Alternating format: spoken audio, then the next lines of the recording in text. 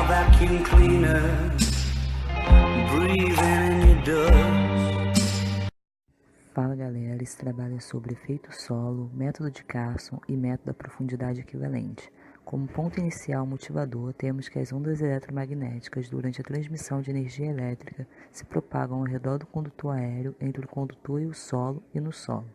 Um exemplo dos efeitos do campo elétrico e campo magnético no solo pode ser observado nos gráficos. É importante frisar que a NBR 5422 de 1985 estabelece que o campo elétrico no nível do solo não deve ultrapassar 5 kV por metro. Essa determinação se deve ao fato que, dependendo da magnitude do campo elétrico, este pode provocar desde incômodos em pessoas próximas da linha até causar choque elétrico violento caso a pessoa encoste em objeto metálico. O solo e a sua influência no parâmetro de impedância da linha de transmissão deverão ser levados em consideração em caso de circulação da corrente para a Terra. Isso ocorre porque em sistemas trifásicos, as componentes da sequência nula das correntes são iguais em módulo e fase, fluem nos condutores de fase e retornam por um percurso.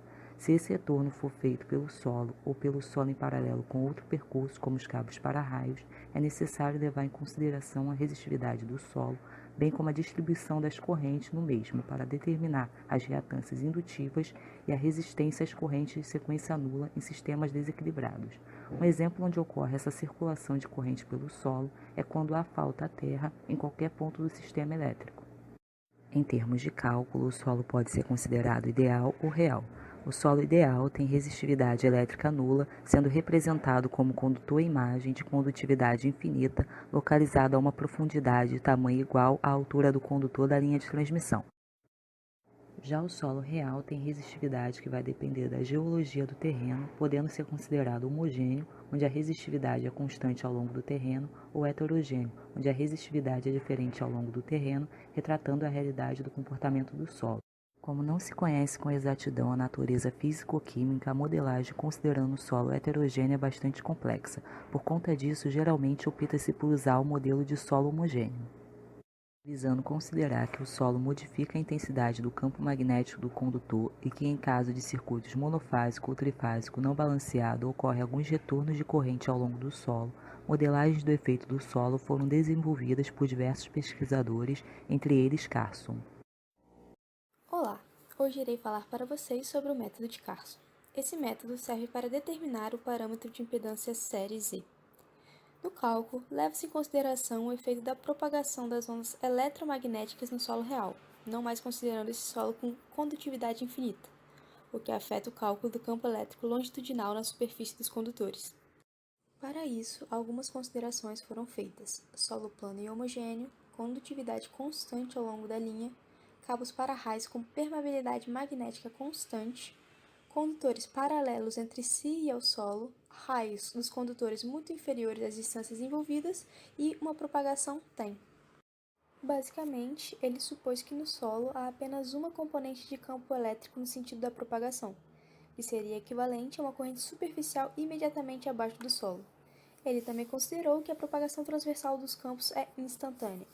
Essa modelagem é apropriada para frequências de até 1 ou 2 MHz.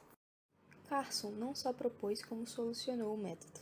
O parâmetro Z é então obtido através de uma integral imprópria com integrantes complexos, que tem de ser expandido numa série infinita para ser calculado computacionalmente. Percebe-se que o cálculo é muito trabalhoso, mesmo computacionalmente falando. Por isso, existem algumas aproximações. Hoje, iremos falar sobre uma em específico. No modelo aproximado DE, somente o primeiro termo de cada série de correção é considerado. Em outras palavras, o solo é visto como um único condutor de profundidade DE, a variável θ é desprezada, resultando nas seguintes equações. A resistência de retorno pela Terra é dada pela seguinte fórmula. Para calcular a impedância da linha de transmissão, faz-se a soma complexa da resistência à corrente alternada dos condutores e de sua reatância indutiva na frequência do sistema. Na impedância própria, a parte real é formada pela resistência da linha e resistência do retorno pela Terra. Já no caso da impedância mútua, somente a resistência do retorno pela Terra é considerada na parte real. Observe que ao desprezarmos θ, o termo de correção da resistência devido ao solo torna-se constante proporcional à frequência do sistema, enquanto o termo de correção da reatância indutiva é proporcional à resistividade do solo e inversamente proporcional à frequência. O termo de destaque é chamado de distância equivalente DE.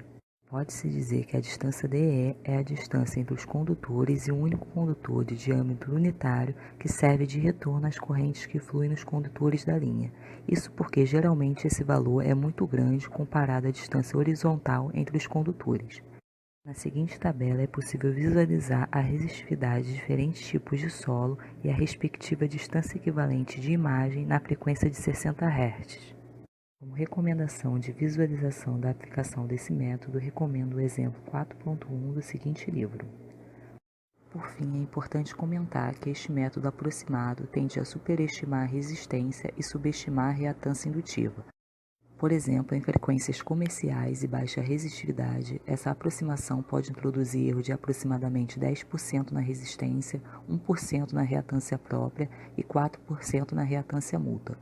Esses erros tendem a ampliar em harmônicos mais altos, podendo ocorrer discrepâncias de 10% na reatância de sequência nula. Isso, a princípio, pode nos levar a questionar a confiabilidade desse tipo de aproximação. Porém, é importante notar que nem mesmo com relação à resistividade do solo se tem esse grau de certeza, já que o mesmo terreno pode apresentar valores bastante diferentes de resistividade se medidos em épocas diferentes do ano. Esse tipo de aproximação, portanto, acaba sendo considerada satisfatória e é bastante utilizada na modelagem do efeito do solo. Como recomendação bibliográfica, sugiro os seguintes livros e artigos.